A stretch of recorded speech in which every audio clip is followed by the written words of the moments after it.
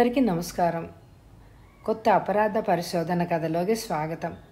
ఈ కథ పేరు పాములా పెంచుకున్న ద్వేషం. రచన విఎస్ రావు గారు. చదువుతున్నది దేవి. ఈ కథ మీ అందరికీ నచ్చితే తప్పకుండా లైక్ చేయండి. ఇంకా కథలోకి వెళ్దాం. గోడ గడియారం ఒక్కసారి చప్పుడు చేసింది. ఏకాగ్రతతో టైప్ చేస్తున్న రూప ఉలిక్కిపడింది. అప్రయత్నంగా గడియారం వైపు చూసింది. 5:30. అందరూ వెళ్ళిపోయినా అరగంట ఆలస్యమైనా తను టైప్ చేస్తూనే ఉంది. మిస్ రూప, ఈ స్టేట్మెంట్ ఇవాళ పోస్ట్లో వెళ్ళి తీరాలి. కవరింగ్ లెటర్ మీద సంతకం చేసి ఉంచాను. స్టేట్మెంట్ టైప్ చేసి లెటర్ అటాచ్ చేసి ఈ కవర్లో పెట్టి అతికించాయి. కుమార్ పోస్ట్ చేస్తాడు. ఆఫీస్ తాళాలు అతనే మా ఇంటికి పట్టుకొచ్చిస్తాడు. ప్రొప్రైటర్ గోపాలరావు ఉత్తర్వు ఆమెకి గుర్తు వచ్చింది. ఉద్యోగంలో చేరిన 3 నెలలకే తన జీతం 100 రూపాయలు పెంచిన ప్రొప్రైటర్ మాటని కాదనలేకపోయింది తను. ఆఫీస్ బాయ్ కుమార్ టీ తాగి రావడానికి వెళ్ళాడు. మరొక 10 నిమిషాలు తన పని పూర్తయిపోతుంది. రూప స్టేట్మెంట్ చివరి పేజీ టైప్ చేయడం ప్రారంభించింది. ఎదురుగా సీనియర్ అకౌంటెంట్ టేబుల్ మీద ఫోన్ మ్రోగడం వినిపించింది. ఆమె లేచి ఫోన్ అందుకుంది. హలో అంది. ప్రొప్రైటరే చేసి ఉండొచ్చు అని రూప రిసీవర్ అందుకుంది. Hello, deluxe corporation. రూప అపరిచితమైన కంఠం కీచుగా పలికింది. ఎస్, ఎవరు? మిస్ రూపలత. అవును, మీరెవరు? మిస్ రూపలతాదేవి. కీచు కంఠం. ఎవరు మీరు? రూప విసుగ్గా ఆశ్చర్యం ధ్వనించే కంఠంతో అడిగింది. చెప్తాను, రత్నగిరి రూపలతాదేవి. అవునా? రైట్. అతి ముఖ్యమైన విషయం గురించి నీతో మాట్లాడాలి. 9ంటికి నీ గదికొస్తాను, రెడీగా ఉండు. రూప ఉలిక్కి పడింది. తన సొంత ఊరు రత్నగిరిని వదిలేసి ఏడాది క్రితమే తను ఆ ఊరుని గురించి మర్చిపోయింది. అదంతా గతం. 400 మైళ్ళు వెనక్కి జరిగిపోయిన గతం. తను గుర్తు చేసుకోవడానికి ఇష్టపడని చేదు గతం. వినిపించిందా? కీచు కంఠం హెచ్చరించింది. ఎవరు మీరు? రూప కంఠం వణికింది. చెప్పినా నీకు తెలియదు. చెయ్యాల్సింది చేసేసి నంగ నాచిలాగా ఈ నగరంలో ఆకుల మధ్య ఆకు తేలులాగా దాక్కున్నావు. నువ్వసలు ఎక్కడ దాక్కున్నా నా కళ్ళకు కనపడుతూనే ఉంటావు. కీచు గంటం సగర్వంగా అంది. రూప గుండె దడదడా కొట్టుకుంది. తను రహస్యంగా ఉంచిన తన గతం బాగా తెలిసిన వ్యక్తి ఎవరో తనతో మాట్లాడుతున్నాడు. అతని మాటల్లో కంఠంలో స్నేహభావం లేదు. అయినా తను తొందరగా తేలిపోకూడదు. నువ్వెవరో పొరబడుతున్నావు. నన్నెవరో అనుకుంటున్నావు. అతను వెటకారంగా నవ్వాడు. లాభం లేదు.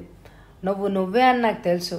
నీ కథ గుప్పు మనకుండా ఉండాలి అంటే 9ంటికి తలుపు బార్లా తెరిచి ఎదురు చూస్తూ కూర్చో. నో. ఎస్, తలుపు తెరిచి ఉంచుతావు. నా కోసం ఎదురు చూస్తావు. మిస్టర్. అటువైపు నా డిస్కనెక్ట్ అయిన శబ్దం వినే రూప నిట్టూర్చింది. వణుకుతున్న తన చేయి రిసీవర్ని పడేసింది.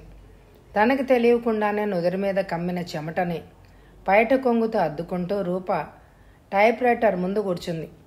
వణుకుతున్న చేతి వేళ్లని టైప్ రైటర్కి ఆనించింది. స్టేట్మెంట్ మీద అంకెలు అల్లికిపోతున్నాయి, గంతులేస్తున్నాయి. రూప కళ్ళు మూసుకుంది. ఎందుకు ఆమె శరీరం ఒక్కసారి జల్జరించింది. ఎవరతను? తన గురించి తనకు తెలిసిందంతా తెలిసిన వ్యక్తిలాగా ఉన్నాడు. తన గురించి ఎవరికి ఎంత తెలిసినా తనకి ప్రమాదమే. ఏదో చప్పుడు విని రూప ఉలిక్కిపడి కళ్ళు తెరిచి చూసింది. ఆఫీస్ బాయ్ కుమార్ నవ్వు మొహంతో వస్తున్నాడు. అతని చేతిలో పింగాణి కప్పుంది. కప్పు మీద సాసర్ బోర్లించబడి ఉంది. ఆలస్యం అవుతుందని మీకు టీ తెచ్చాను మేడం అన్నాడు అతను వినయంగా. థ్యాంక్స్ కుమార్, తలనొప్పిగా ఉంది అంటూ రూప టీ అందుకుంది. బస్సు దిగి రూప చకచకా నడవసాగింది. ఫోన్ కాల్ తనని కంగారు పెట్టి స్టేట్మెంట్ చివరి పేజీని 4 సార్లు టైప్ చేసేలాగా చేసింది. ఇంటి ఓనర్, టీచర్, భార్య పిల్లలతో వేసవి సెలవులకి సొంత ఊరికి వెళ్ళిపోయాడు. మేడ మీద 2 గదుల్లో ఒంటరిగా ఉండాలంటే ఈరోజు ఎందుకో భయంగా ఉంది. 15 రోజులుగా తను ఒంటరిగానే ఉంది. గదికి వెళ్ళొద్దని, ఏ రైల్వే స్టేషన్కో వెళ్ళి రాత్రి గడపమని లోపల నుంచి ఏదో బొబ్బలెడుతోంది. కానీ గదికి వెళ్ళక తప్పదు. 10 నిమిషాల్లో రూప మేడమెట్లెక్కి తాళం తీసింది. తలుపుల్ని లోపలికి తోసింది. ఇరుగు పొరుగు ఇళ్లలోంచి ఎవరూ తన గది వైపు చూడడమే లేదు. గుమ్మం దాటి తలుపు పక్కనే ఉన్న స్విచ్ని నొక్కింది. దీపం వెలిగింది. రూప తలుపుల్ని మూసి గొళ్ళెం పెట్టబోతూ ఆగింది. తలుపు తెరిచి ఉంచు. కీచుకంఠం దర్పంగా ఆమె చెవుల్లో గింగిరమంది. రూప క్షణకాలం విగ్రహంలాగా నిలబడింది. గొళ్ళెం పెట్టిన తర్వాత తలుపుల్ని తెరవక తప్పదు. తలుపుల్ని తెరిచి రూప లోపల గదిలోకి వెళ్ళింది. బాత్రూంలోకి వెళ్ళి మొహం కడుక్కొని తిరిగి వచ్చింది. వంట చేయాలనిపించలేదు ఆమెకి. తన ఆకలిని ఆ కీచుకంఠం టెలిఫోన్ ద్వారా మాయం చేసింది. మట్టి కూజాలో నీళ్లు గ్లాసులో వంపుకొని తాగి ముందు గదిలోకి నడిచి అద్దం ముందు నిలబడింది రూప. నీరసంగా అగుపిస్తున్న తన మొహాన్ని చూస్తూ తిలకం సీసా అందుకుంది. చటుక్కున్న లైట్ ఆరిపోయింది. రూప గుండె ఒక్కసారి కొట్టుకోవడం మానేసింది. ఆమె వేళ్ల మధ్య నుంచి తిలకం సీసా కింద పడింది. రేసు గుర్రంలా పరిగెట్టడం ప్రారంభించిన గుండెను అదుపులో పెట్టడానికి ప్రయత్నిస్తూ మెల్లిగా వెనక్కి తిరిగింది రూప. కిటికీ గుండా వీధులైటు కాంతి లోపలికి దూరుతోంది. తన గదిలో లైట్ ఎందుకు పోయింది? తటాలన మెయిన్ ఆఫ్ చేయబడి ఉండొచ్చు అని ఆమెకు అనిపించింది. ఉలిక్కిపడి రూప కిటికీ మీద నుంచి తన చూపుల్ని తలుపు వైపు తిప్పింది. చిన్న చప్పుడుతో తలుపు మూసుకున్నాయి. గొళ్ళెం తోయబడుతున్న చప్పుడు ఆమెకు వినిపించింది. తలుపు ముందు లేలగా ఏదో ఆకారం. వెరీ గుడ్, తలుపులు తెరిచే ఉంచావు. ఇలాగే బుద్ధిగా నడుచుకుంటే ప్రమాదం రాదు. కీచుకంఠం రహస్యం చెప్తున్నట్టు అంది. గొంతుక కింద నుంచి మెడ మీద నుంచి శరీరం ముందు వెనక తన భయం చల్లటి చెమట కాలువలాగా సాగుతున్నట్టు రూప గ్రహించింది. నోరు పెదవులు ఆరిపోతున్నాయి. 4 అడుగులు ముందుకురా. కీచుకంఠంలో అధికారం ధ్వనించింది. దడదడలాడుతున్న గుండెతో రూప ముందుకు నడిచింది. ఎడంవైపుకి 2 అడుగులు కదులు. అప్రయత్నంగా రూప కదిలింది. ఎడంవైపుకి అతను ఎందుకు జరగమన్నాడో ఆమెకి తటాలని అర్థమైంది. కిటికీ గుండా వచ్చే వెలుతురు తన మీద పడుతోంది. అతను నీడలాగా కొంచెం కదిలాడు. వెలుతురులో ఏదో తళుక్కుమంది. కిటికీ వెలుతురులో అతని వేళ్ల మధ్య నాట్యం చేస్తున్న సన్నటి కత్తిని రూప కంగారుగా చూసింది. అతడు చిన్నగా నవ్వాడు. తిక్క వేషాలేస్తే గాని కత్తి నిన్ను ముద్దు పెట్టుకోదు. రూప బరువుగా ఊపిరి పీల్చుకుంది. తను వెలుతురులో ఉంది. అతడు చీకట్లో ఉన్నాడు. వెలుతురులో ఉన్న తను చూడలేదు. అతను తనని చూడగలడు. అతని మూలంగా తనకిప్పుడు ఏ ఆపద రాదని ఆమెకు అనిపిస్తోంది. ఎవరు నువ్వు? వణుకుతున్న కంఠంతో ప్రశ్నించింది. కొండ పగిలేసి ఏమి ఎరగని దానిలాగా వచ్చేసావు. నీ చిన్న టౌన్లోని పోలీసులు, ప్రజలు అమాయకులు. కానీ లోకంలో అందరు అమాయకులు కారు. అతని కంఠంలో ఏదో ద్వేషం ధ్వనిస్తోంది. నువ్వు అసలు అనేదేమిటో నాకు అర్థం కావడం లేదు. పల్లెటూరు లాంటి ఆ టౌన్లో నటించావు. ఈ మహాపట్నంలో నటిస్తున్నావు. కానీ నా ముందు నటించలేవు. అమాయకంగా కనిపించే నీ కళ్ళ వెనక, అందంగా అనిపించే నీ శరీరం వెనక దాగి ఉన్న కురుపుల్ని అందరికీ చూపించమంటావా? మొదట నీ ఆఫీస్లో ప్రారంభిస్తాను. అతడు బెదిరింపుగా నవ్వాడు. రూప ఉలిక్కిబడి ఉక్కిరి బిక్కిరి అయిపోతూ చూసింది. కాడని కాలేసిన వ్యక్తి వాత పెట్టుకోవాలి. చేసిన పాపానికి ప్రాయశ్చిత్తం చెల్లించాలి. అది వసూలు చేయడానికే నేను వెతుక్కుంటూ వచ్చాను. బ్లాక్మెయిల్? రూప అదిరిపడింది. తన గతం గురించి అతనికి ఎంతో కొంత తెలుసును అని అర్థమవుతోంది. ఎంత తెలుసో తెలుసుకుంటే గాని తనకి క్షేమంగా ఉండదు. బ్లాక్మెయిల్ చేయాలనుకున్నావు. అది జరగాలి అంటే బ్లాక్మెయిల్ చేయబడే వ్యక్తికి 2 ఉండాలి. 1 ఇతరులకి తెలియకూడని రహస్యం. 2 డబ్బు. నా దగ్గర 2 లేవు. రూప ధైర్యంగానే అంది. ధైర్యం ఒకటే తన ఆస్తి. లోకం ఎప్పుడో అప్పుడు తనని జీర్ణం చేసేసుకుంటుంది. అమాయకత్వమే అనుకున్న ధైర్యం కూడా ఉందే. ధైర్యం లేకపోతే ఆ పని చేసి ఉండేదానివి కావు. ఆల్ రైట్, నువ్వు చేసిన నేరానికి అపరాధం విధిస్తున్నా. దాచుకోవలసిన రహస్యం, దాచుకున్న డబ్బు 2 నీ దగ్గర ఉన్నాయి అని నాకు తెలుసు. నెల తిరిగేసరికి 900 నీ ఒళ్ళో వాళ్తున్నాయి. ఈ నెల నుండి ప్రతి నెల సగం జీతం నేను తీసుకుంటున్నాను. నో, చిల్లి గవ్వ ఇవ్వను. గెట్అవుట్. రూప అరిచింది. అతను ఎప్పుడు దగ్గరగా జరిగాడో ఆమె చూడలేదు. హఠాత్తుగా ఆమె చెంప పగిలినట్టు అనిపించింది. ఎడమ చెంప కుడి చెంప అలా 2 సార్లు పగిలినట్టు అనిపించింది. నోరు తెరిస్తే పళ్ళు రాలతాయి. అతని కంఠం కోపాన్ని, విస్కీ వాసనని ఆమె మొహం మీదకి రువ్వింది. నీడ కొద్దిగా వెనక్కి జరిగింది. అనుమానంతో బాధతో రూప కళ్ళల్లో నీళ్లు తిరిగాయి. ఆమె చూపు ఇంకా మందగించింది. బయట తీసాయి. అతడి కంఠం కర్కశంగా ఆజ్ఞాపించింది. అతని ఆజ్ఞని మెరుపు రూపంలో అండర్లైన్ చేస్తూ కత్తి తళుక్కుమంది. ఏడుపుని దిగమింగుకుంటూ రూప పైటని కిందకి జార్చింది.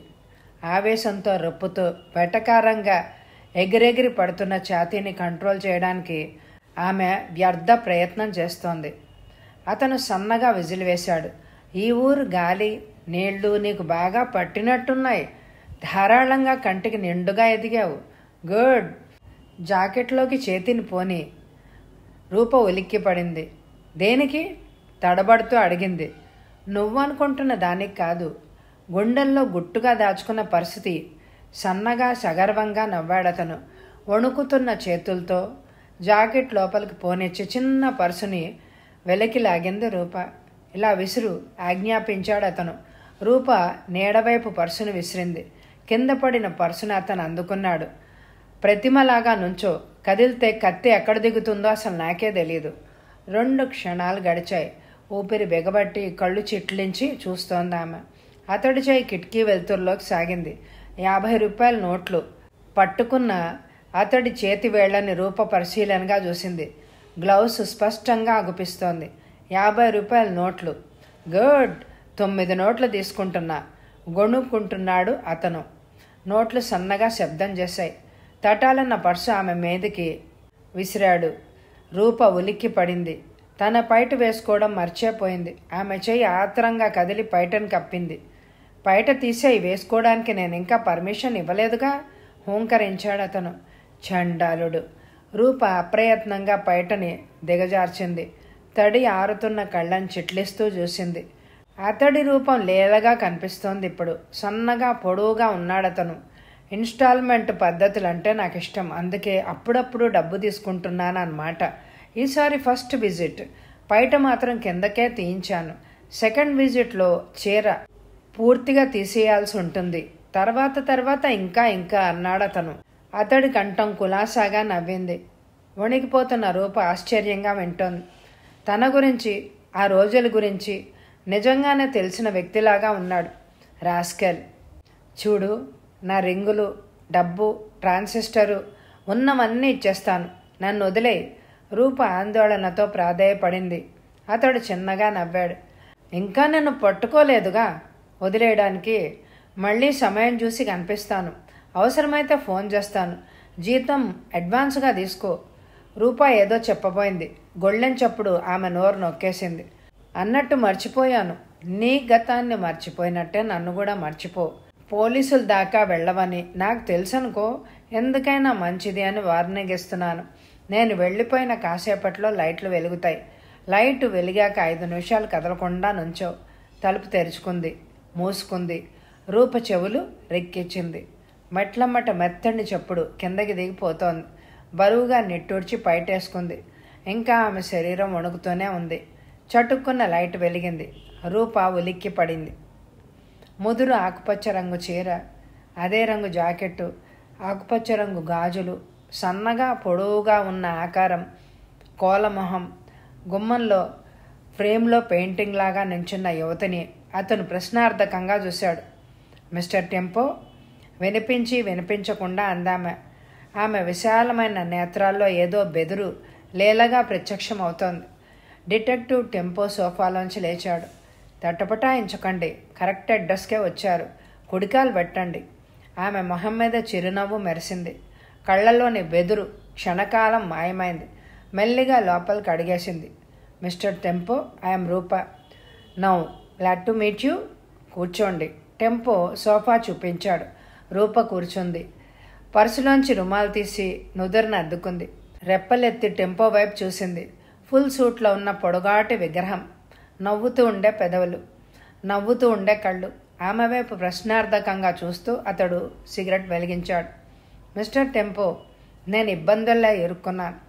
రూప సన్నటి కంఠంతో ప్రారంభించి ఆగింది. సారీ. అందమైన ఆడపిల్లలు ఆపదల్లో ఇరుక్కోరాదు, టెంపో నవ్వుతూ అన్నాడు. రూప కళ్ళు మెరిశాయి. తన బెరుకుని తుడిచివేయడానికి డిటెక్టివ్ టెంపో అలా మాట్లాడుతున్నాడు అని ఆమెకు అర్థమవుతోంది. రూపా, ఏమిటి కదా? ఎవడో నన్ను బ్లాక్మెయిల్ చేస్తున్నాడు అంది రూప చివరికి. టెంపో కనుబొమ్మలు పైకి లేచాయి. ఆమె ఎదురుగా సోఫాలో కూర్చుంది. చెప్పమన్నట్టు చూశాడు. నేను పుట్టింది రత్నగిరిలో, చిన్న సైజ్ టౌన్. మీకు తెలియదు అనుకుంటా. ఒరిస్సా బార్డర్. ఏడాది క్రితం ఈ ఊరు చేరాను. డీలక్స్ కార్పొరేషన్లో స్టెనోగా పనిచేస్తున్నా. మొన్న సాయంత్రం 5:30 ప్రాంతంలో నన్ను అతడు ఫోన్లో పలకరించాడు. ఆగుతూ రుమాల్తో నుదురిని అద్దుకుంటోంది రూప. రూపా, నేను క్రైమ్ బ్రాంచ్ ఇన్స్పెక్టర్ పృథ్వీరావుకి ఫోన్ చేస్తాను. వెళ్ళి అతన్ని కలుసుకో, అంతా వివరించు. అతను అటు ఇటు వేగంగా ఊగుతున్న రూప తలని చూస్తూ టెంపోలో ఆపేశాడు. ప్రశ్నార్థకంగా చూశాడు. మిస్టర్ టెంపో, నేను పోలీసుల్ని కలుసుకోను. బ్లాక్మెయిలర్ నన్ను పీడించడానికి నా గతంలో ఏదీ లేదని మీతో అన్నాను. అది నిజం కాదు. నిజం మీకు చెప్తాను. విని మర్చిపోయి గతంలోంచి పొడుచుకొస్తున్న బ్లాక్మెయిలర్ నీడ నా మీద పడకుండా చూడాలి మీరు. రూప ఆగి ప్రాధేయపూర్వకంగా చూసింది. రత్నగిరిలో మా అక్కయ్య ఇంట్లో నేను ఉండేదాన్ని. అమ్మా నాన్న పోయాక అక్కయ్య నన్ను తనతో ఉండమంది. మా బావ మంచి వ్యక్తి కాడు. అన్ని వ్యసనాలు అతన్నే ఇల్లుగా చేసుకున్నాయి. ఉద్యోగం పోగొట్టుకున్నాడు. ఉన్న కొద్దిపాటి ఆస్తిని, అక్కయ్య నగల్ని జూదానికి తాగుడికి సమర్పించేశాడు. 2-3 ఆడవాళ్లతో సంబంధాలు పెట్టుకున్నాడు. చివరి రోజుల్లో అక్కయ్య తాళిబొట్టు స్థానంలో పసుపు కొమ్ము కట్టుకుంది. చివరి రోజులు మీ అక్కయ్యవా? టెంపోరో ప్రశ్నించాడు. రూప తలని అడ్డంగా ఊపింది. బావవి. అతను చచ్చిపోయాడు. నిజం చెప్పాలంటే హత్య చేయబడ్డాడు. హత్య ఎవరు చేశారు? తోటి జోదగాళ్ళ? రూప మళ్ళీ తల అడ్డంగా తిప్పింది. రుమాల్తో నుదుర్ని అద్దుకుని నేనే. డిటెక్టివ్ టెంపో ఆశ్చర్యంగా చూశాడు. ఎంతో మర్యాదగా ఒద్దికగా అనిపిస్తున్న ఈ పిల్ల హత్య చేసిందా? బావ అక్కయ్య జీవితాన్ని నరకం చేశాడు. తాగి జూదంలో ఓడి అవమానాల పాలై ఏ అర్ధరాత్రో ఇంటికొచ్చి అక్కయ్యను గొడ్డును బాదినట్టు బాధేవాడు. ఆ రాత్రి 3 కావస్తోంది. మేం మేడ మీద గదిలో ఉండేవాళ్ళం. పెట్టగోడ దగ్గర చప్పుడైంది. అక్కయ్య రివాల్వర్ తెచ్చుకోమంది. బావకి శత్రుభయం అధికంగా ఉండేది. ఎక్కడి నుంచో ఒక రివాల్వర్ సంపాదించుకున్నాడు. అన్నీ తెగ నమ్మినా దాన్ని మాత్రం ప్రాణంలాగా చూసుకునేవాడు.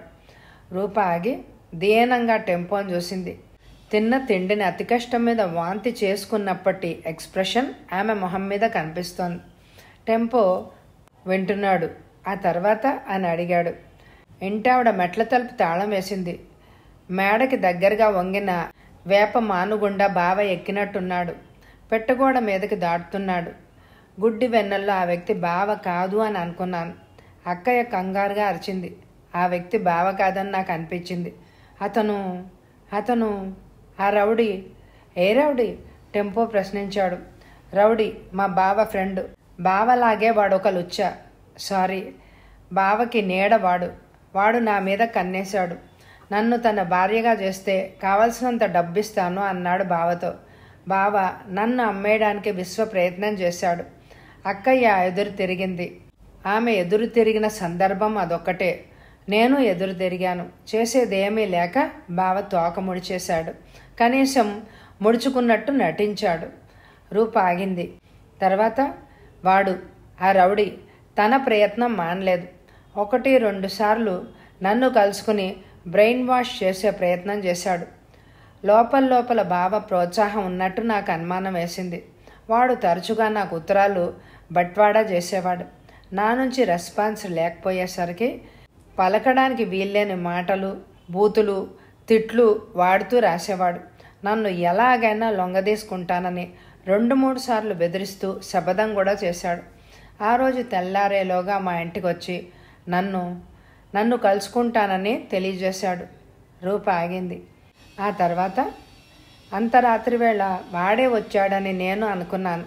అక్కయ్య రివాల్వర్ చూస్తే పారిపోతాడు అని సూచించింది. పరిగెత్తుకెళ్ళి రివాల్వర్ పట్టుకొని కిటికీ ముందు నించున్నాను. అతడింకా పెట్టగోడ దాటుతున్నాడు. భయం నన్ను పూర్తిగా ఆవరించుకుంది. అప్రయత్నంగా నా చూపుడు వేలు ట్రిగర్ని నొక్కింది. అతను డాబా మీద కూలిపోయాడు. నాకు మతిపోయింది. జీవితంలో ఆ క్షణంలోనే రివాల్వర్ పట్టుకున్నాను. గురి చూడడం కూడా నాకు తెలియదు. కానీ అతను చచ్చిపోయాడు. అతను రౌడీ కాదు, మా బావ.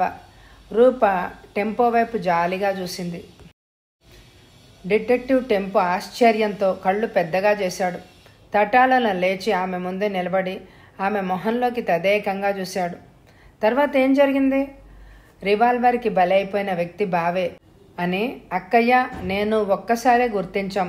కళ్ళు తిరిగి పడబోతున్న నన్ను అక్కయ్య పట్టుకుంది. హిస్టీరియా వచ్చిందానిలాగా ఏడుస్తున్న నన్ను ఓదార్చింది. ఆ విపత్కర పరిస్థితిలో అక్కయ్య చకచకా ఆలోచించింది. ఆమె చెప్పినట్టే చేశాను. మీ అక్కయ్య ఏం చెప్పింది? రివాల్వర్ పిడిని చీర చెంగుతో తుడిచేసి బావ వేళ్ల మధ్య ఇరికించమంది. చప్పుడుకి చుట్టుపక్కల వాళ్ళు మేల్కొని లైట్లు వేస్తున్నారు. అక్కయ్యతో వాదించాను. ఆమె వినిపించుకోలేదు. చివరికి ఆమె చెప్పినట్టే చేశాను. అక్కయ్య అనుకున్నట్టే అది ఆత్మహత్యగా తేల్చబడింది.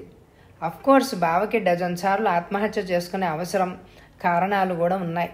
అయితే పోలీసుల నుంచి తప్పించుకున్నామన్నమాట అన్నాడు టెంపో. వాళ్ళు పట్టుకుంటేగా తప్పించుకోవడానికి. కేసు మూసేశారు. అక్కయ్య వాళ్ళ అత్తగారున్న పల్లెటూరికి వెళ్ళిపోయింది 2 పిల్లల్ని తీసుకొని. నేను ఆ ఊరు వదిలేశాను.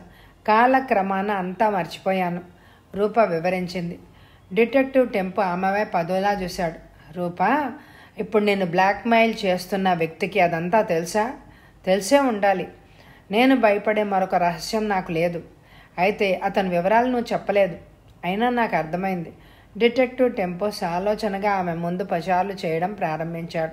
చాలా కాలంగా తనని ముళ్ళులా గుచ్చుతూ బంధించిన నిజాన్ని మొదటిసారిగా టెంపోకి చెప్పేసి తను తొందరపడిందా? తన బావ హత్య కేసులో ఇరుక్కుంటోందా? డిటెక్టివ్ టెంపో ఈ సంగతి పోలీసులకు తెలియజేస్తాడా? రూప పచారులు చేస్తున్న టెంపోని ఆత్రంగా చూస్తూ కంగారుగా ఆలోచిస్తోంది. టెంపో గారు, నిజం మీకు చెప్పేశాను. పోలీసుల్ని కలుసుకునే అవకాశం నాకు లేదు. మీరు నా ఇబ్బందిని అర్థం చేసుకుని. తటాలన తన ముందు ఆగిన టెంపోని చూస్తూ రూప ఆగింది. టెంపో ఆమెను తదేకంగా చూశాడు. రూప, ఆ రాత్రి వేప చెట్టు మించి డాబా మీదకి దూకింది మీ బావే అని తెలిసి రాక్షసుడిగా రూపొందిన తన భర్త పీడ విరగజేసుకోవాలన్న ఉద్దేశంతో మీ అక్కయ్య నిన్ను ఉసిగొల్పి ఉండొచ్చు. రూప అదిరిపడింది. ఆశ్చర్యంగా టెంపోని చూసింది. మెల్లిగా ఆమె కళ్ళల్లో తడి మెరిసింది. అక్కయ్య భర్తని ద్వేషించిన మంగళసూత్రాన్ని ఎంతగానో గౌరవించింది. తన పిల్లలకి తండ్రి లేకుండా చేసే ఆలోచన దానికి రాదు. టెంపో గారు, నేను బావని అసహించుకున్నాను. అయితే అక్కయ్య పసుపు కుంకాల్ని తుడిచివేయలేను. రూప కడగంటి నుంచి అశ్రుకణం జారింది. టెంపో ఆమెని సానుభూతితోనే చూశాడు. రూప, నిన్ను ప్రేమించిన రౌడీ, అతని పేరు నాగరాజు. నాగరాజు నేను బ్లాక్మెయిల్ చేస్తున్నాడు. డిటెక్టివ్ టెంపో ఠపీమన్ అన్నాడు. రూప చిన్నగా నవ్వింది. టెంపో గారు, నాగరాజు బావ మరణించిన 2 నెలలకు చచ్చిపోయాడు. ప్యాకెట్లో ఏవో గొడవలొచ్చి ఎవరో అతన్ని కత్తితో పొడిచేశారు. పైగా అతను లావుపాటి మనిషి. నన్ను కలుసుకున్న వ్యక్తి సన్నగా పొడవుగా ఉన్నాడు. డిటెక్టివ్ టెంపో ఆశ్చర్యంగా చూశాడు. రెప్ప వేయకుండా ఆమెనే చూస్తున్నాడు. రూప, ఆ ఫ్లాస్క్లో కాఫీ ఉంది. మనిద్దరికి నువ్వు కాఫీ ఎందుకు సర్వ్ చేయకూడదు? నవ్వుతూ అన్నాడతను. రూప నవ్వుతూ లేచి 2 కప్పుల్లో కాఫీ పోసింది. కాఫీ అందుకొని టెంపో సోఫాలో కూర్చున్నాడు. Mister tempo? డిటెక్టివ్ టెంపో ప్రశ్నార్థకంగా చూశాడు. కాఫీ కప్పును టీపై మీద పెట్టి రూప అతన్ని అనుమానంగా చూసింది. అతను రెండోసారి కలుసుకున్నాడు. వాట్? పర్సులో మిగిలిన 200ని గుంజుకున్నాడు. మరొక నెల దాకా కనిపించను అన్న వ్యక్తి వారం తిరక్క ముందే వార్నింగ్ ఇవ్వడానికి ప్రత్యక్షమయ్యాడు. మీకు మరొక భయంకరమైన విషయం చెప్పాలి. రూప వాయిదాల పద్ధతిలో చెప్పడం మంచిది కాదు. ఒకేసారి పూర్తిగా అంతా చెప్పేయాలి. సారీ. వాయిదాల పద్ధతిలో డబ్బు గుంజుకోవడమే కాకుండా అతను మరో దారుణం చేస్తున్నాడు. మొదటిసారి నా చేత్తో నా పైటని జార్చేశాడు. రెండోసారి చీర పూర్తిగా అడుక్కి రూప పీకను పట్టుకున్నట్టు సిగ్గు ఆమె నోటిని నొక్కేసింది. టెంపో ఆశ్చర్యంగా చూశాడు. మూడోసారి జాకెట్టు ఇలా చేస్తానని వాగ్దానం చేశాడు అంది రూప. విచిత్రమైన వ్యక్తిలా ఉన్నాడే, టెంపో మెల్లిగా అన్నాడు. టెంపో గారు, మూడోసారి నాలుగోసారి అతను వస్తే నేను బ్రతకలేను. రూప కంఠంలో ఆందోళన, ఏడుపు ధ్వనించాయి. టెంపో అర్థమైనట్టు తల పంకించాడు. తటాలున లేచి ఆమె ముందుకెళ్ళి దగ్గరగా నిలబడ్డాడు. సానుభూతితో ఆమె కళ్ళలోకి చూశాడు. రూప, నువ్వు విచిత్రమైన పరిస్థితుల్లో ఇరుక్కున్నావు. నిజాన్ని దాచలేవు, దండోరా వేయలేవు. మీ బావది ఆత్మహత్య అని తేలాక హత్య చేసిన వ్యక్తిని చట్టం వదులుతుంది అని అనుకోను. అతను నిన్ను మళ్ళీ ఎప్పుడు కలుసుకుంటాడో తెలియదు. నీ ఇంటి మీద నిఘా ఏర్పాటు చేయడం నీకే ప్రమాదం. గుంట నక్కలాగా అతడు అన్నీ గమనిస్తూ ఉంటాడు. అవును, ఆ రోజు నేను రివాల్వర్ పేల్చిన, నా చేతిలోని రివాల్వర్ పేలిన రోజు డాబా ముందు వెళ్తురుందని తెలిసే బావను కాల్చానని అతను అన్నాడు. డిటెక్టివ్ టెంపో తల పంకించాడు. నీ విషయం, నీ గతం మనం అట్టే కాలం పోలీసుల నుంచి దాచలేం, దాచకూడదు కూడా. ఏం చెయ్యాలో నేను ఆలోచిస్తాను. నువ్వు మామూలుగా డ్యూటీ చేసుకో. ఈసారి అతను ఫోన్ చేస్తే వెంటనే నాకు తెలియజేయి. వెళ్ళిరా. రూప సందేహిస్తూ లేచి నిలబడింది. తన వైపు తలపైకెత్తి దీనంగా చూస్తున్న ఆమె విశాల నేత్రాల్లోకి డిటెక్టివ్ టెంపో సానుభూతితో చూశాడు. మెల్లిగా ఆమె భుజం మీద చేయి వేశాడు. అప్రయత్నంగా ఆమె అతని దగ్గరగా జరిగింది. టెంపో ఆమెను గుమ్మం దాకా నడిపించాడు. గడప దాటబోతూ రూప అతని వైపు తల తిప్పింది. మీ ఫీజు? నేను ఇంకా నీ కోసం ఏమీ చేయలేదు. చెవులప్పగించి వినడం తప్ప. పనిచేశాక పారితోషికం, టెంపో నవ్వుతూ అన్నాడు. గుమ్మం దాటి రూప మళ్ళా వెనక్కి తిరిగింది. టెంపో గారు, అతను నేను ఇక్కడికి రావడం చూస్తే చూడని మరేం పర్వాలేదు. కంగారు పడతాడు, కోప్పడతాడు, నిన్ను బెదిరిస్తాడు, పెనాల్టీ విధిస్తాడు. అతను భయపడ్డం, కోప్పడ్డం మనకి మంచిదే. అతని భయం మనకి బలం. టెంపో నవ్వుతూ సున్నితంగా ఆమె భుజాన్ని పట్టుకొని తోశాడు. 2 అడుగులు వేసి రూప మళ్ళా తిరిగి చూసింది. టెంపో ఆమె వైపు చిరునవ్వుతో చూశాడు. మిస్టర్ టెంపో, పదునైన కత్తితో అతను నన్ను హడలుగొట్టేస్తున్నాడు. అతని కంఠాన్ని ఇంతకు ముందెప్పుడు నేను వినలేదు. పూర్తిగా కొత్త వ్యక్తి. అయితే అతనికి నా గురించి పూర్తిగా అంతా తెలుసు. రూప ఆగి అదోలా చూసింది. డిటెక్టివ్ టెంపోరావు ప్రశ్నార్థకంగా చూశాడు.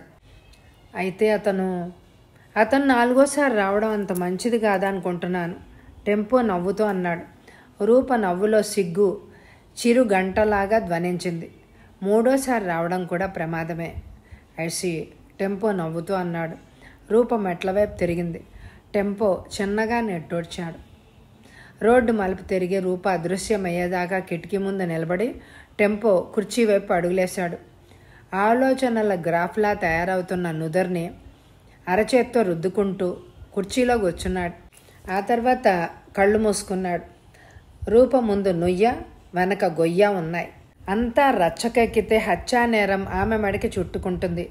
రహస్యంగా ఉండాలి అని అనుకుంటే బ్లాక్మెయిలర్ కత్తి ఆమె పీక కింద ఆంతుంది. టెంపో ఉలిక్కిపడి కళ్ళు తెరిచాడు. Table అంచునున్న red టెలిఫోన్ని ఒళ్ళోకి లాక్కున్నాడు. రిసీవర్ని తలకి భుజానికి మధ్య ఇరికించి ఆలోచిస్తూ ఒక నంబర్ డయల్ చేశాడు. Crime branch inspector Prithvirao. అటువైపు నుంచి కంఠం హుందాగా ఉంది. కోట్ తీసి సోఫా మీదకి గిరవటేసి డిటెక్టివ్ టెంపో పచార్లు ప్రారంభించాడు.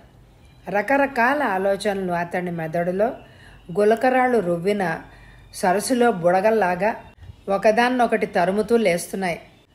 అతడు ఆలోచిస్తున్నాడు. రూప మాటలు అతడి చెవుల్లో గింగిరమంటున్నాయి. ఉన్నట్టుండి మోగడం ప్రారంభించిన టెలిఫోన్ అతడి ఆలోచనలను చల్లా చెదురు చేసింది. రిసీవర్ అందుకుని టెంపో టేబుల్ చివర కూర్చున్నాడు. టెంపో అంది అటువైపు కంఠం. షూట్. టీకా తాత్పర్యాలతో అంతా చెప్పాలి. టెలిఫోన్ లాభం లేదు, నువ్వు రావాలి. ఇన్స్పెక్టర్ పృథ్వీరావు నవ్వుతూ అన్నాడు. రామాయణాన్ని మన వాళ్ళు 3 ముక్కల్లో చెప్పారు. కట్టే కొట్టే తెచ్చే. టెంపో నవ్వుతూ అన్నాడు. నేను చెప్తాను 2 ముక్కల్లో. తర్వాత 1000 ప్రశ్నలు వేసి వేపుకు తినేస్తావు. అంచేత టెంపో రిసీవర్ని పడేసి లేచాడు. టెంపో పృథ్వీ దగ్గరికి వెళ్ళాడు. అతన్ని ప్రశ్నలు అడిగాడు. నువ్వు అడిగిన విధంగా రత్నగిరిలోని రాళ్లన్నిటినీ తిరగేసి ఇన్ఫర్మేషన్ సంపాదించాను. ఇన్స్పెక్టర్ ఉపేంద్రని కాంటాక్ట్ చేసి. పృథ్వీ, నాకు రామాయణం కావాలి, ఉపోద్ఘాతం వద్దు. టెంపో నవ్వుతూ అడ్డు తగిలాడు. పోలీస్ వాళ్ళు పడే శ్రమ, తీసుకునే చర్యలు అక్కర్లేదు. రిజల్ట్స్ మాత్రమే కావాలి ప్రజలకి. నువ్వు అట్లాగే మాట్లాడుతున్నావు. All right. ఉపోద్ఘాతానికి ఉపసంహారం ఒకటి. నువ్వు చెప్పిన బావ పేరు రామ్ గోపాల్. ఆత్మహత్య చేసుకున్నట్టు కేసు ఫైనలైజ్ చేయబడింది. రివాల్వర్ దొంగ సొత్తు. లైసెన్స్ లేదు. నువ్వు అనుమానించినట్టే అతన్ని అంతం చేసిన బుల్లెట్ ఆ రివాల్వర్లోంచే వచ్చిందో లేదో వాళ్ళు పట్టించుకోలేదు. సాధారణంగా అందులోంచే వచ్చి ఉంటుందని అనుకున్నారు. వేలిముద్రలు మాత్రం చూశారట. పృథ్వీ నవ్వుతూ ఆగాడు. గుడ్. తర్వాత నేను నీ సలహాను నా సలహాగా చేసి వేప చెట్టులో డాబా వైపు ఏదైనా బుల్లెట్ దూరిందేమోనని కనుక్కోమన్నాను. వేప చెట్టు బోధిలో అంగుళం లోతులో ఇరుక్కుపోయిన బుల్లెట్ ఉంది. పృథ్వీరాజు ఉద్రేకంతో అన్నాడు. టెంపో, ఎలా ఊహించావు? Trade secret. టెంపో హుషారుగా నవ్వాడు. కానీ 2వ పాయింట్? నాగరాజు, నాగులు, నాగేంద్ర, నాగవర్మ వగైరా నాగుపాములకు సంబంధించిన పేర్లతో చెల్లామణి అయ్యాడు. మా డిపార్ట్మెంట్కి రెగ్యులర్ కస్టమర్. పిక్నిక్లో పేకాడుతూ గొడవలో పడ్డాడు. ఎవడూ ఆవేశం ఆపుకోలేక అతన్ని పొడి చేశాడు. అంతా పారిపోయారు. మా డిపార్ట్మెంటు, రత్నగిరి ప్రజలు వీళ్ళకి సంబంధించినంత వరకు అతను చచ్చిపోయాడు. కానీ 6 నెలల తర్వాత అతను రత్నగిరిలో ప్రత్యక్షమయ్యాడు. కత్తిపోటుతో అతడు చావలేదు. బార్డర్ దాటి ఎలాగో ఒరిస్సా చేరుకున్నాడు. వైద్యంతో కోలుకున్నాడు. అతను తిరిగొచ్చిన నెలలో అతన్ని చంపినంత పనిచేసిన గుండా చెట్టుకు ఉరేసుకొని చచ్చాడు. పోలీసులు నాగరాజును అనుమానించారు. కానీ అప్పటికే అతను గాల్లో కలిసిపోయాడు. Very good. ఇంకా? టెంపో ఉద్రేకంతో అన్నాడు. ఇన్స్పెక్టర్ పృథ్వీరావు మళ్ళీ ప్రారంభించాడు. టెంపో చెవులు అప్పగించాడు. అరగంట తర్వాత టెంపో ఆవేశంతో లేచి నిల్చున్నాడు. పృథ్వీరావుని మెరిసే కళ్ళతో చూశాడు. పృథ్వీరావు, త్వరలో ఒక బ్లాక్ మెయిలర్ని నువ్వు అరెస్ట్ చేయబోతున్నావు. కాచుకో. పృథ్వీరావు ఏదో అడగబోయాడు. డిటెక్టివ్ టెంపో టెలిఫోన్ తీసుకుని డయల్ చేశాడు. టెలిఫోన్ మోగింది.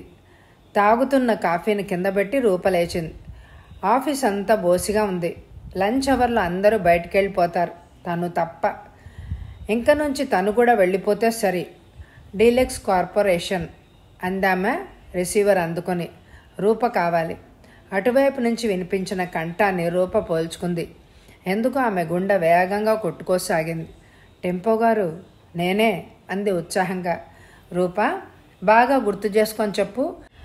నువ్వు రివాల్వర్ పేల్చినప్పుడు, అదే నీ చేతిలో రివాల్వర్ పేలినప్పుడు మీ బావ తల ఎటువైపు ఉంది? రూప క్షణకాలం తటపటాయించింది. ఒక్క క్షణం. వెనక వైపు డాబా పడమరగా ఉంది. బావ వంగి పెట్టగోడ దాటుతున్నాడు. తల ఉత్తరం వైపు ఉందనుకుంటాను. ఎస్, ఉత్తరం వైపుకి వంగి గోడను దాటే ప్రయత్నంలో ఉన్నాడు. ఎందుకు అడుగుతున్నారు? రూపా, మీ బావకి మెడ మీద ఏ వైపున గాయమైంది? ఎడం వైపున. రూప తడుముకోకుండా అంది. బాగా గుర్తు చేసుకో. డిటెక్టివ్ టెంపో హెచ్చరించాడు. అవసరం లేదు. బావకి ఎడం వైపు మెడ మీద, చెవి కింద కుంకుడుకాయ సైజులో పులిపిరికాయ ఉండేది. దానికి కొంచెం కిందుగా గాయమైంది. నాకు బాగా గుర్తు. టెంపోరావు గారు, ఆ వివరాలన్నీ ఇప్పుడు దేనికి? అది ఆత్మహత్యగా నిర్ధారించబడింది. రూప ఆత్రంగా అంది. రూప, ఇంతకాలం నీ హృదయం మీద బరువుగా కూర్చున్న పర్వతాన్ని దించేస్తున్నా. నువ్వు మీ బావని మర్డర్ చేయలేదు. మిస్టర్ టెంపో, నిజంగానా? నిజంగా? రూప వణికే కంఠంతో అరిచింది. నిజంగా, నీ బావ మీద ఒట్టు. టెంపో నవ్వుతూ అన్నాడు. నేను నేను నమ్మలేకుండా ఉన్నాను. రూప, నువ్వు పడమరగా తిరిగి నుంచుంటే, మీ బావ గోడ మీద పిల్లిలాగా ఉత్తరం వైపు తిరిగి ఉంటే, అతని తల ఉత్తరం వైపు ఉంటే, అతడి మెడ ఏ వైపు నీకు అగుపిస్తుంది? టెంపో గంభీరంగా ప్రశ్నించాడు. అతని ప్రశ్నని జీర్ణం చేసుకోవడానికి రూపకి 2-3 క్షణాలు పట్టింది. మెడ కుడి భాగం నా వైపు ఉంటుంది. రైట్. రివాల్వర్ తూట అతడి మెడలో ఏ వైపు దూరింది? ఎడం వైపునే అని ఇందాకే చెప్పాగా. రైట్. మెడ కుడి భాగం నీ వైపుకు తిరుగుంటే నీ రివాల్వర్ గాయం ఎడం భాగంలో ఎలా ఏర్పడుతుంది? డిటెక్టివ్ టెంపో గంభీరంగా ప్రశ్నించాడు. రూప ఊపిరి పీల్చుకోవడం మర్చిపోయింది. ఆమె కళ్ళల్లో నీళ్లు దొరుకుతున్నాయి. తను అక్కయ్య పసుపు కుంకాల్ని చెరిపి వెయ్యలేదు. టెంపో గారు, మై గాడ్, అప్పటి నుంచి ఇప్పటిదాకా ఆ ఆలోచన రానేలేదు నాకు. మీరు చెప్తుంటే మతి పోతోంది. అయితే ఎస్, నీ వైపునున్న భాగంలో కాకుండా వేప చెట్టు వైపున్న భాగంలో తూటా దిగింది అంటే అటువైపు నుంచి ఎవరిదో రివాల్వర్ పేలింది. టెంపో కంఠంలో గంభీర్యం జయగంటలాగా పలికింది. ఎవరు పేల్చారు? రూప కంఠం వణికింది. ఎక్కడి నుంచి పేల్చారు? రూప, ఎవరో వ్యక్తి చీకట్లో వేప చెట్టు నుంచి డాబా మీదకి దాటే ప్రయత్నం చేస్తున్నాడు. రౌడీ అని నువ్వు అనుకున్నావు. మీ అక్కయ్య రివాల్వర్ తీసుకురమ్మంది. అప్పుడు ఆమె నీ కూడా లోపల గదిలోకి వచ్చిందా? టెంపో ప్రశ్నించాడు.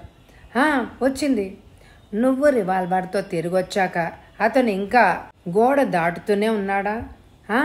దాటుతూ గోడ మీదకి బోర్లా వంగని ఉన్నాడు. రూపా, రివాల్వర్ తీసుకొని తిరిగొచ్చేదాకా గోడని బల్లిలాగా కరుచుకుని అతను దాటుతూ ఉండిపోయాడా? టెంపో కంఠంలో నవ్వు స్పష్టంగా ధ్వనించింది. అనే అనుకున్నాను, రూప సందేహిస్తూ అంది.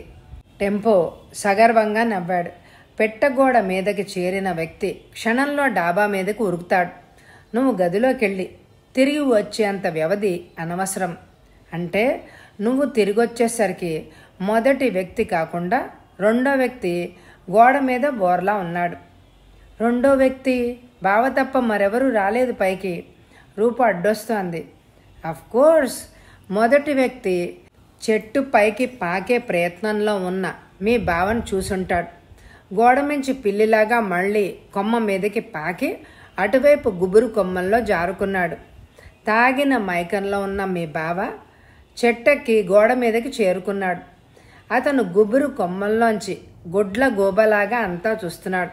కిటికీ ముందు నువ్వు రివాల్వర్తో అతనికి కనిపించి ఉంటావు. గురి చూసి అతను కాల్చాడు. తూట అందుకే నీ బావ ఎడం వైపు దూరింది ఆ బుల్లెట్. టెంపో గారు, తల తిరిగిపోతోంది. ఆ మొదటి వ్యక్తి చెట్టు మీదున్న వ్యక్తి ఎవరు? రూపకంఠం ఆశ్చర్యంగా మారింది. ఆ వ్యక్తే అసలు వ్యక్తి.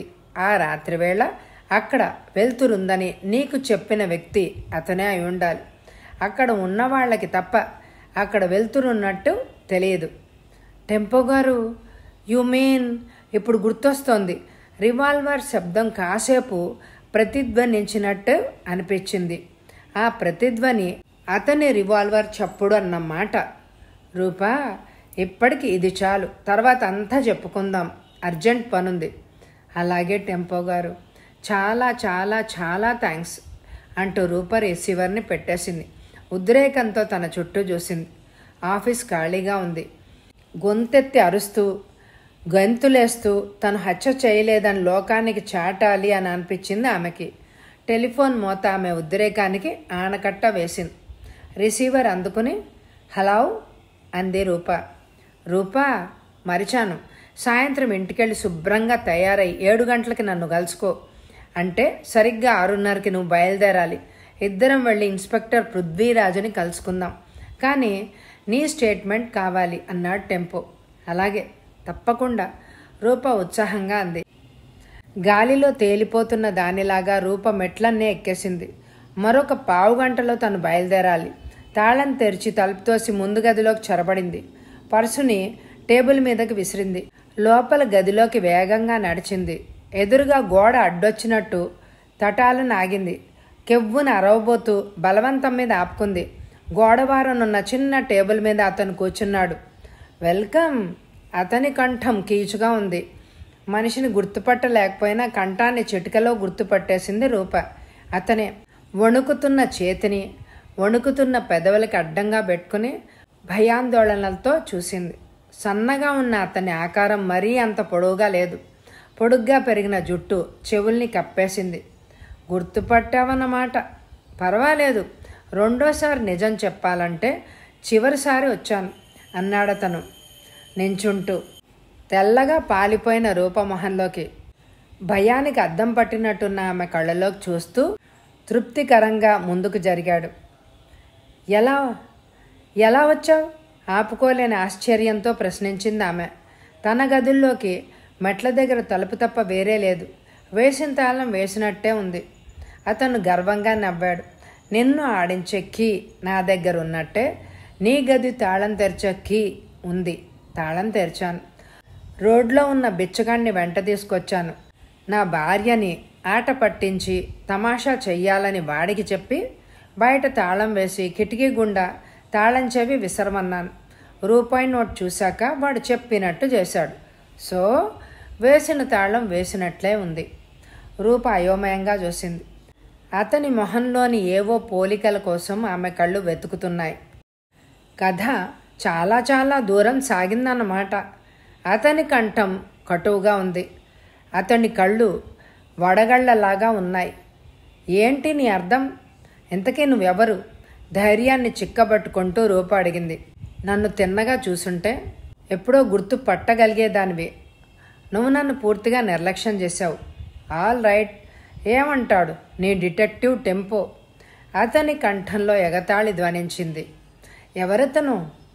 రూప అమాయకంగానే అంది. అతను పళ్ళు కొరుకుతూ చూశాడు. అయితే నీ భావం నువ్వు చంపలేదని నిరూపించుకోబోతున్నావన్నమాట. రూప ఉలిక్కిపడింది. ఇతనికి ఎలా తెలుసా అని. నువ్వు చేసిందంతా, నువ్వు చెప్పబోయేదంతా నేను దివ్య దృష్టితో చూశాను. ఎవరిని కలుసుకోవద్దని హెచ్చరించాను. నిర్లక్ష్యం చేశావు. అతి తెలివి డిటెక్టివ్ని కలుసుకున్నావు. రూపా, పొరపాటు చేశావు. శిక్ష అనుభవిస్తావంటూ అతడు ఆమె దగ్గరగా కదిలాడు. మృత్యువు తొంగి చూస్తున్న అతని కళ్ళల్లోకి ఆమె కంగారుగా చూసింది. వణుకుతూ పక్కకి గెంతి టేబుల్ దగ్గరగా చేరింది. నేనెవ్వరిని కలుసుకోలేదు. అప్రయత్నంగా అబద్ధమాడింది రూప. అతను పక్కపక్క నవ్వాడు. అతని చెయ్యి ప్యాంట్ జోబులోకి వెళ్ళి యువతలకి వచ్చింది. తళుక్కున మెరిసిన ఎర్రపిడి కత్తిని భయంతో చూసింది రూప. తను ఇంటికి రాకుండా ఉంటే బాగుండేది. వణుకుతున్న శరీరాన్ని బలవంతంగా కంట్రోల్ చేసుకుంటూ మరికొంచెం వెనక్కి జరిగింది. టేబులు ఆమెని అడ్డుకుంది. రూప నాలిక ఎండిపోతోంది. Please, detective టెంపోని కలుసుకున్నావు. గతంలో జరిగిందంతా తవ్వించావు. రివాల్వర్ తూటాతో నీ బావ చావలేదని అతను కనిపెట్టాడు. మరొక వ్యక్తి వాడి చావుకి కారణమన్నాడు. ఆ వ్యక్తి నేనే అని నీతో చెప్పాడు. నీకు చాలా విషయాలే తెలిసాయి. అలా తెలుసుకోవడమే నీకు ప్రాణాంతకం అయింది. నువ్వు బతికితే ప్రమాదం అంటూ అతను కత్తిని తృప్తికరంగా చూశాడు. రూప ఆశ్చర్యంతో వింటోంది. ఎన్ని విషయాలు! ఇవాళ మధ్యాహ్నం తనకి తెలిసిన విషయాలు ఇతడికి ఎలా తెలుసు? ఏదో విధంగా మాటల్లోకి దింపి అతన్ని ఏమార్చాలి. లేకపోతే అతని చేతిలో కత్తి. నువ్వెవరో అసలు నాకు తెలియదు. నీ మీద ఎవరికీ అనుమానం లేదు. ప్లీజ్ వెళ్ళిపో. ఆ గదిలో పర్సుంది, పట్టుకుపో. లాభం లేదు. నువ్వు బుకాయించలేవు. ఇంతా తెలిసాక నీకు అంతా తెలిసినా పోయేదేమీ లేదు. కాసేపట్లో పరలోకానికి వెళ్ళే నువ్వు ఎంత తెలుసుకున్నా పర్వాలేదు అంటూ అతను తన జుట్టుని పట్టుకున్నాడు. అతడి చెయ్యి తటాలున కదిలింది. అతడి చేతిలోకి ఊడి వచ్చిన విగ్గుని రూప నివ్వరబోతూ చూసింది. విగ్గుని ప్యాంటు జోబులోకి దోపుకుంటూ ఆమె వైపు వెటకారంగా చూస్తూ నవ్వాడతను. కాసేపట్లో వెడల్పాటి మీసం అతని వేళ్ల మధ్య తగులుకొని జేబులోకి వెళ్ళిపోయింది. రూప రెప్పలు టపటపలాడిస్తూ చూసింది. బోడుగుండు అడంగి మొహం. కుమార్! ఆశ్చర్యంతో అసంకల్పితంగా అరిచింది ఆమె. అతను విజయ గర్వంతో నవ్వాడు. యాస్, కుమార్. ఇది ఇప్పటి పేరు కాదు, ఇప్పటి రూపం. నీకోసం వేటాడుతూ వచ్చి పేరు ఆకారం మార్చేసుకున్నా. అప్పటి రూపం నీకు గుర్తుకు రాదు. ఎందుకంటే అప్పుడు నువ్వు అహంకారంతో నన్ను చీడ పురుగులాగా చూశావు. గుర్తుంచుకునే చూపు కాదది. నిన్ను నాకు తాకట్టు పెట్టి మీ బావగాడు 50,000 బాకీ పడ్డాడు. అడిగితే తిరగబడ్డాడు. రూపలేదు, రూపాయలు లేవు. చేతనైంది చేసుకోమన్నాడు. ఈ నాగరాజును మోసం చేసి ఎవ్వరు తప్పించుకోలేరు. అందుకే ఆ రోజు నీకోసం వస్తున్నా నాకు మీ బావ అడ్డు తగిలాడు. చెట్టులో దాక్కుని కాల్చి పారేశాను. నీ అక్క నువ్వు పడిన బాధ, వేసిన ప్లాను చూశాను. హత్యని ఆత్మహత్యలాగా చిత్రీకరించారు. నేను మెచ్చుకుంటూ జారుకున్నాను. ఆగి తననే చూస్తున్న అతన్ని రూప ఆశ్చర్యంగా చూసింది. కుమార్, నాగరాజు చాలా మారింది అతని రూపం. జారుకున్నానే కానీ నీ రూపం, నీ అందం నన్ను వెంటాడుతూనే ఉన్నాయి. నాకు దక్కని నీ సౌందర్యం, నీ ప్రేమ మరొకరికి దక్కకూడదు. నీ అక్క మొగుడు నీ మీద కన్నేశాడు. మెల్లిగా ముగ్గులోకి దించి నీ కొంప ముంచి నీ మెడలు వంచి నాకు ఇచ్చేస్తాను అన్నాడు. వాడి ఎంగిల్కూడు తినే ఆలోచన నాకు లేదు. వాణ్ణి పైకి పంపడానికి అది కూడా ఒక కారణం. నాగరాజు ఆగి రెప్పలు వేయని కళ్ళతో చూశాడు. ఏదో లోకంలోంచి మరేదో లోకంలోకి, శూన్యంలోకి చూస్తున్నట్టున్న అతడి కళ్ళు ఆమెకి వణుకు పుట్టిస్తున్నాయి. నీ మీద కోరికలాగే నీ జీవితంలో అడుగుపెట్టబోయే వ్యక్తి మీద ద్వేషం పెరగసాగింది నాలో. నీకోసం ఎవ్వరూ ప్రస్తుతం చేతులు చాపకపోవచ్చు.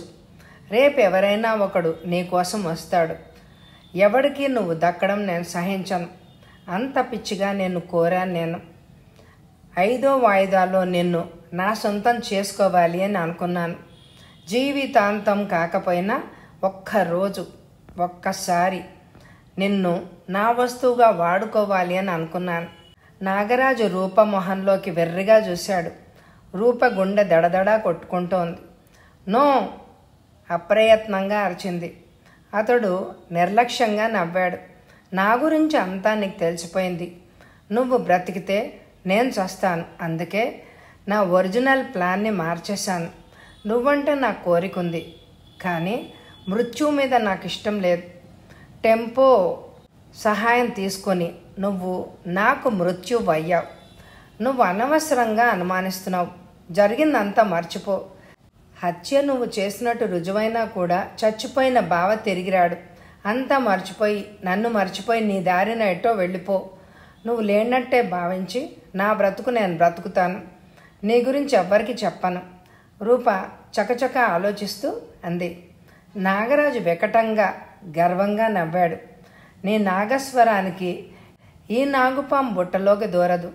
నన్ను కాదన్న నువ్వు ఎవరితోనూ సుఖపడకూడదు. నేను జీవించాలంటే నువ్వు మరణించాలి. నా మృత్యువుకు మరణశిక్ష విధించడానికి నిశ్చయించుకున్నాను. నాగరాజు రూప అడ్డం తగిలింది. అతడు కళ్ళు పెద్దవి చేస్తూ చూశాడు. మొదటిసారిగా నా పేరు పలికాయి నీ పెదవులు. ఆఖరిసారి కూడా ఇదే. నిన్ను కౌగిలించుకోవడం నాకిష్టమే, కానీ మృత్యువును కౌగిలించుకోవడం ఇష్టం లేదు. నా మృత్యువు నువ్వే. నాగరాజు కత్తిని వేళ్ల మధ్య బిగించి తదేకంగా ఆమెనే చూస్తూ 2 అడుగులు ముందుకేశాడు. రూప అసంకల్పితంగా కుచించుకుపోతూ టేబుల్ని తప్పుకొని వెనక్కి కదిలింది. గోడ ఆమె వీపుకు గట్టిగా తగిలింది. చెమటలు కక్కుతూ నెత్తురు చుక్కల్లా ఉన్న అతడి కళ్ళలోకి కంగారుగా చూసింది. నాగరాజు కత్తిని కింద పడై, నీ వెనక డిటెక్టివ్ టెంపోరా ఉన్నారు. రూప ధైర్యంగా అంది. నాగరాజు ఆమె కళ్ళలోకి చూశాడు. నేను తల వెనక్కు తిప్పను. చాలా సినిమాల్లో ఈ ట్రిక్ చూశాను. కత్తి ఉన్న చేతిని కొంచెం ఎడంగా జరిపి కొద్దిగా ముందుకి వంగాడు అతను. అతని ఎడం చేయి కూడా దూరంగా సాగింది. రూప గుండె రెపరెపలాడుతోంది. పెదవులు వణుకుతున్నాయి. ముందు కత్తి, వెనక్ గోడ. తనేం చేయాలి? ఏం చెయ్యాలి? వేటగాడి కత్తి కింద తగులుకొన్న జింకలాగా ఆమె లోపలే విలవల్లాడిపోసాగింది. తటాలున ఆమె కళ్ళు మెరిశాయి. కళ నిజమా? నాగరాజు వెనక గుమ్మంలో ప్రత్యక్షమైన డిటెక్టివ్ టెంపోని, యూనిఫామ్లో ఉన్న వ్యక్తిని ఆశ్చర్యంగా చూసింది. కళ్ళని వాళ్ళ నుంచి మరల్చాలి. వాడు చూస్తే తన మీదకి దూకేస్తాడు. చూపుల్ని గుమ్మం నుంచి నాగరాజు వైపు యమ ప్రయత్నంతో తిప్పింది రూప. నాగరాజు వెకిలిగా నవ్వాడు. నీ చూపులు, నీ నటన నన్ను ఏమార్చలేవు అంటూ అతను కొంచెం ముందుకు కదిలాడు. గోడకు పాకుతున్న బల్లిలాగా రూప అలాగే పక్కకు జరిగింది. పళ్ళు కొరుకుతూ నాగరాజు ముందుకు దూకాడు. అతని చేతిలోని కత్తి మెరుపులా కదిలింది. రూప తటాలున కుడివైపుకి టేబుల్ దగ్గరగా కదిలింది. అంగుళం దూరంలో గడ్డం కిందుగా కత్తి దూసుకెళ్ళింది. నాగరాజు ఉక్రోషంతో ఏదో చప్పుడు చేశాడు. అతడి చెయ్యి మళ్ళీ పైకి లేచింది. రూప కళ్ళు మెరిశాయి. డిటెక్టివ్ టెంపో చెయ్యి కత్తిలా నాగరాజు ముంచేతి మీద పట్టుమని వాలింది. అతడి చేతిలోని కత్తి ఎగిరి దూరంగా పడింది. ఊహించని సంఘటనతో ఉలిక్కిపడి నాగరాజు తటాలను వెనక్కి తిరిగాడు. టెంపో పిడికిలి సుత్తిలాగా అతని మొహం మీద వాలింది. టేబుల్ మీద విసురుగా పడిపోయాడు నాగరాజు. ఇన్స్పెక్టర్ చేతిలోని రివాల్వర్ అతడి డొక్కలో గూటంలా గుచ్చుకుంది. కదిలితే ఖైమా అయిపోతావు స్కౌండ్రల్. పృథ్వీరాజు కంఠం కంగుమంది. నాగరాజు కళ్ళు నెత్తురు వర్షించేలాగా ఉన్నాయి. రూప నివ్వెరపాటు నుంచి కోలుకొని డిటెక్టివ్ టెంపో వైపు గాలిలా దూసుకెళ్ళింది. 2 చేతులతో అతన్ని వాటేసుకుని పసిపిల్లలాగా వెక్కి వెక్కి ఏడవసాగింది. ఆమె వీపు మీద చెయ్యి వేసి టెంపో ఇన్స్పెక్టర్ వైపు చిరునవ్వుతో చూశాడు. పృథ్వీరావు జేబులోంచి బేడీలు తీశాడు. మిస్టర్ టెంపో, సమయానికి సరిగ్గా దేవుళ్లాగా వచ్చారు. లేకపోతే ఆ రాక్షసుడు. రూప ఆగి టెంపో వైపు విడ్డూరంగా చూసింది. నన్ను ఇక్కడికి 7ంటికి రమ్మన్నారు. నా గదికి మీరు ఎలా రాగలిగారో నాకు అర్థం కావడం లేదు. నేను కూడా అదే ఆలోచిస్తున్నా. ఇన్స్పెక్టర్ పృథ్వీరావు నవ్వుతూ అన్నాడు. ఉన్నట్టుండి నువ్వు బయలుదేరేసరికి నాకు ఏం తోచలేదు. డిటెక్టివ్ టెంపో చిరునవ్వుతో రూపం చూశాడు. మధ్యాహ్నం నీకు ఫోన్ చేశాను. చివరిన నువ్వు రిసీవర్ని పెట్టేశావు. నేను రిసీవర్ పెట్టేసేలోగా మరోసారి చిన్న చప్పుడైంది. ఎక్స్టెన్షన్ని పట్టేసినప్పుడు అయ్యే చప్పుడు. మన సంభాషణని మనిద్దరం కాకుండా 3వ వ్యక్తి ఎవరో వింటున్నారు. అందుకే ఆ వ్యక్తిని బోల్తా కొట్టించడానికే మళ్ళీ ఫోన్ చేశాను. 6:30కి నీ గది నుండి బయలుదేరి క్రైమ్ బ్రాంచ్కి రమ్మన్నాను. నా అనుమానమే నిజమైతే 6:30లోగా అతను నిన్ను అటకాయిస్తాడు అని అనుకున్నాను. అందుకే ఇన్స్పెక్టర్ని తీసుకుని నీ గదికి వచ్చేశాను. కుమార్ నాగరాజుగా తన నిజ రూపాన్ని నీకు చూపించినప్పటికే మేము ముందు గదిలో ఉన్నాం. My God! రూప ఆశ్చర్యంతో అంది. అయితే డిటెక్టివ్ టెంపో నీ వెనకున్నాడు అని నువ్వు వాడితో అన్నప్పుడు ఇద్దరం ఆశ్చర్యపోయాం. తెలియకపోయినా నిజం చెప్పావు. టెంపో నవ్వుతూ అన్నాడు. టెలిఫోన్ డిస్కనెక్ట్ శబ్దం మీ చెవికి సోకకుండా ఉంటే నేను ఈ పాటికి శవంగా మారి ఉండేదాన్ని కదా. రూప వణికే కంఠంతో అంది. సిగరెట్ ముట్టించి టెంపో చిన్నగా నవ్వాడు. అలా జరుగుండదు. ఎందుకంటే మొదట నువ్వు నన్ను కలుసుకున్నప్పటి నుంచి మీ ఆఫీస్లో వ్యక్తి ఎవడో నీతో బ్లాక్మెయిల్ ఆట ఆడుతున్నాడని నాకు అర్థమైంది. వాట్? నాకే ఆ అనుమానం రాలేదే. ఎలా అనుమానించారు? రూప కళ్ళింత చేసుకుని అడిగింది. నీ కథనం ప్రకారం బ్లాక్మెయిలర్ నిన్ను కలుసుకున్న రోజే నీ జీతం 100 రూపాయలు పెరిగింది, అవునా? డిటెక్టివ్ టెంపో ప్రశ్నించాడు. అవును, ఆ రోజే జీతం కూడా ఇచ్చారు, 900. రూప జవాబిచ్చింది. ఆ రాత్రి నిన్ను కలుసుకున్న బ్లాక్మెయిలర్ 900లో సగం 450 తీసుకున్నట్టు నీతో అన్నాడు. కరెక్ట్. అయితే రూప అడ్డు తగిలింది. రూప, నీ జీతం పెరిగినట్టు ఎవరెవరికి తెలుసు? టెంపో ప్రశ్నించాడు. ప్రొపరేటర్కి, నాకు. 4-5 నెలల జీతం ఇంక్రీజ్ గురించి ఎవ్వరికి చెప్పొద్దు అని అన్నాడు ఆయన. నేను కూడా ఎవ్వరికి చెప్పలేదు. అయినా ఆ సంగతి అతనికి తెలిసింది. నీ జీతం 900 అన్ని ఆఫీసులో వాళ్ళకే తెలియాలి. బయట వాళ్ళకి అదే రోజు తెలియడం అసంభవం. పైగా పర్సుని నువ్వు జాకెట్లో దాచుకుంటావని అందరికీ తెలియదు. డిటెక్టివ్ టెంపో నవ్వుతూ అన్నాడు. రూప నివ్వరబోతూ చూసింది. టెంపో గారు, ఆ మాత్రం ఆలోచన కూడా నాకు తట్టలేదు. పైగా కుమార్ని బోడుగుండుతో రోజు చూస్తున్నా కూడా నాకు అసలు అనుమానమే రాలేదు. చాలా వినయంగా ఉండేవాడు. నీకోసం వెతుకుతూ అతను ఈ ఊరు చేరాడు. నీ కథంతా తెలుసుకున్నాడు. నీ ఆఫీస్లోనే ఉద్యోగం సంపాదించాడు. ఆ ఉద్యోగం ఎలా సంపాదించాడో అర్థం కాకుండా ఉంది అంది రూప. నాగరాజు గుంటనక్క. అతను వచ్చేసరికి నీ ఆఫీస్లో పనిచేస్తున్న రాజుని కలుసుకున్నాడు. అతన్ని మంచి చేసుకున్నాడు. తను అప్పటికే మరో చోట నౌకరీ సంపాదించాడు. ఆ యజమాని దగ్గరకు రాజును తీసుకెళ్ళాడు. తనకి బ్లడ్ క్యాన్సర్ ఉందని డాక్టర్ అన్నాడని తన బావమరిదిని తన స్థానంలో ఉంచుకోమని ప్రాధేయపడ్డాడు. రాజుకు 1000 రూపాయలు ఇచ్చాడు. తనకి బ్లడ్ క్యాన్సర్ తగులుకున్నట్టు రాజు మీ ప్రొపరేటర్తో నాటకం ఆడాడు.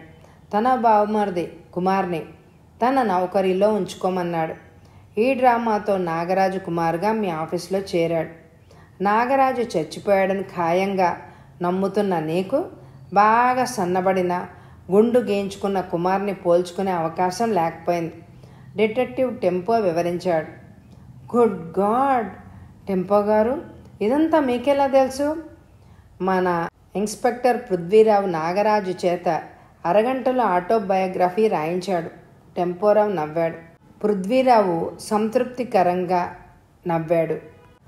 టెంపో, రూప తన భావని హత్య చేయలేదు అన్న అనుమానం నీకెలా కలిగింది? వేపమాను, బుల్లెట్, అదంతా ఎలా ఊహించావు? ఇన్స్పెక్టర్ పృథ్వీరావు ప్రశ్నించాడు. డిటెక్టివ్ టెంపో నవ్వాడు. ఒకటి, రూప హత్య చేశాను అంటోంది. ఆత్మహత్యగా దిద్దానంటోంది. బ్లాక్మెయిలర్కి ఆమె హత్య చేసిందని తెలుసు.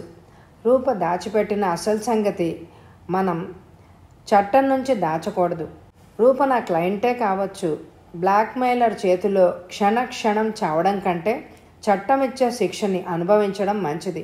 అంచేత ఆ కేసు గురించి పూర్తి వివరాలు సేకరించే ఉద్దేశంతో నీ సహాయం అడిగాను. 2, ఆ సమయంలో అక్కడ వెళ్తురున్నట్టు రూప పోలీసులు ఎవ్వరికీ చెప్పలేదు. అయితే అక్కడ వెళ్తురున్నట్టు నాగరాజుకి ఎలా తెలిసింది? అతను అక్కడే ఉన్నాడు కనుక. ప్రత్యక్షంగా అక్కడున్న వ్యక్తి, రూప హత్య చేసిందని బుకాయిస్తున్న వ్యక్తి పోలీసులకు ఎందుకు చెప్పలేదు? ఎందుకు? రూప ప్రశ్నించింది. చెప్తే అతను ఇరుక్కుంటాడు. అతను అంతరాత్రి వేళ అక్కడ ఎందుకున్నాడని పోలీసులు ప్రశ్నిస్తారు. పోలీసులు తీగలాగితే నేరస్తుడు డొంకంతా కదులుతుంది. కరెక్ట్, పృథ్వీరావు హుషారుగా అన్నాడు. టెంపో గారు, మీకు నేనెంతో రుణపడి ఉన్నాను. అతని ద్వేషం తలుచుకుంటే గుండెలు ఇంకా దడదడా కొట్టుకుంటున్నాయంది రూప. డిటెక్టివ్ టెంపో ఆమెను తదేకంగా చూశాడు. రూప, నాగరాజు ద్వేషం ఒక విధంగా నీ గిల్టీ కాన్షియస్ని పోగొట్టింది. అతను పాములా పెంచుకున్న ద్వేషం నిన్ను అన్వేషిస్తూ అతన్ని ఎక్కడికే లాక్కొచ్చింది. చివరికి ఆ ద్వేషం అతని చేత గతాన్ని తవ్వించింది. ఆ ద్వేషం అతన్నే శిక్షించింది. వెల్ సెడ్ అన్నాడు పృథ్వీరావు. డిటెక్టివ్ టెంపో లేచాడు. టెంపో గారు, మీ ఫీజ్? రూప మెల్లిగా అంది. నీ జీతం తక్కువ కదా, నేను కూడా వాయిదాల పద్ధతిలోనే వసూలు చేసుకుంటాను. టెంపో నవ్వుతూ అన్నాడు. ఇన్స్పెక్టర్ పృథ్వీరావు పగలబడి నవ్వాడు. రూప చెమ్మగిల్లిన కళ్ళతో టెంపోని చూసింది. తటాలున లేచి దగ్గరగా జరిగింది. ఒక్క ఉదిటిన టెంపో తలని 2 చేతులతో పట్టుకొని కిందకి వంచి అతని చెంప మీద ముద్దు పెట్టేసింది. టెంపో ఆశ్చర్యంతో ఆమె ముఖంలోకి చూశాడు. రూప కళ్ళు తడిగా మెరుస్తున్నాయి. రూప, పొరపాటు చేశావు. ఇన్స్పెక్టర్ పృథ్వీరావు నాకంటే ఎక్కువ శ్రమపడ్డాడు. అతని 2 బుగ్గల మీద నువ్వు ముద్దు పెట్టుకోవాల్సి వస్తుంది. టెంపోరావు నవ్వుతూ అన్నాడు. ఇద్దరిని అర్థం కానట్టు చూస్తున్న పృథ్వీరావు పక్కపక్క నవ్వుతూ ఉండిపోయాడు. కథ సమాప్తం. ఈ కథ మీ అందరికీ నచ్చితే తప్పకుండా లైక్ చేయండి. అలాగే ఇంతకుముందు చదివిన కథలని తప్పకుండా వినండి. నాకు సపోర్ట్ ఇస్తున్న మీ అందరికీ మరొకసారి ధన్యవాదాలు తెలియజేసుకుంటున్నాను. Thank you very much my dear friends.